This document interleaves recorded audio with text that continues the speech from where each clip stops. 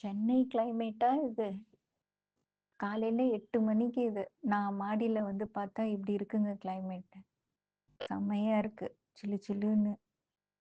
But கொஞ்ச நேரம் இருந்தா மேபி சிக்காயிடலாமா இருக்கும். தெரியல. இப்ப இந்த மாரி இருக்கிறப்ப தான் கொஞ்சம் ஏஜ் ஆனவங்களுக்கு வந்து சீக்கிரமா வெயிலோ, குளிரோ சீக்கிரமா தாக்கும். ஸோ அவங்கள நம்ம எப்படி காப்பாத்துறதுன்னு பார்ப்போம். ஏன்னா இப்ப இன்னும் ஒரு லுக்ஸ் லைக் இன்னும் 2 வீக்ஸ்க்கு மேலேயே இந்த மாரி கிளைமேட் இருக்குன்றாங்க. இதோட மோசமாலான்றாங்க. ஸோ அதனால தான்.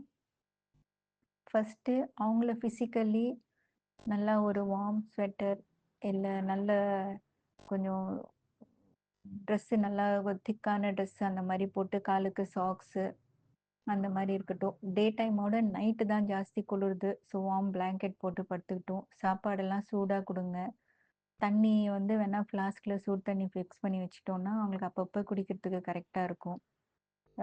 பாத்ரூம், ரெஸ்ட் ரூம்லாம் போயிட்டு வந்தாங்கன்னா, வார்ம் வாட்டர் கீசர் ஆன் பண்ணியிருந்துச்சுன்னா பெட்டர். வார்ம் வாட்டர்ல காலு, கைய வாஷ் பண்ணிட்டு வரலாம். இது அவங்களுக்கு ஃபிசிக்கலி.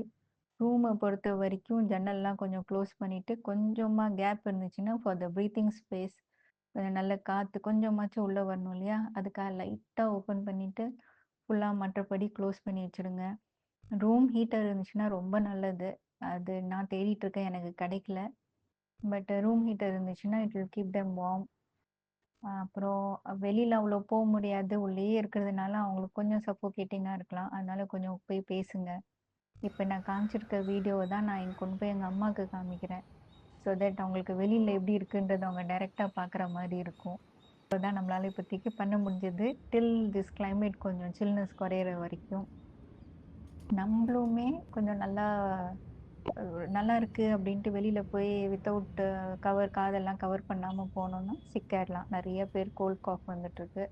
அத தவிர்க்கணும்னா நம்பளுமே கொஞ்சம் கவர் பண்ணிட்டு, கொஞ்சம் வார்ம் க்ளோத்ஸ் போட்டுட்டு போணும். குழந்தைங்களையும் பார்த்துக்கோங்க. நெறைய பேர் சிக்காறாங்க. வயசானவங்க, குழந்தைங்க 2 பேருக்குமே வந்து இம்யூனிட்டி கம்மியா இருக்கும். ஸோ டக்குன்னு கேட்ச் ஆயிடும் கோல்டு, காஃப்லாம். பார்த்துக்கோங்க. மற்றபடி இந்த கிளைமேட் இப்ப என்ஜாய் பண்ண வேண்டியது தான். பெங்களூர் கிளைமேட் மாரி இருக்குன்றாங்க எல்லாரும். So how much ever it last நம்ம பாசிட்டிவா எடுத்துப்போமே! என்ஜாய் பண்ணலாம் இத. But at the same time உடம்ப பார்த்துக்கிட்டோம்னா, சேஃபா இருந்துட்டு at the same time enjoy பண்ணிட்டு இருக்கலாம். So stay warm, stay safe. By.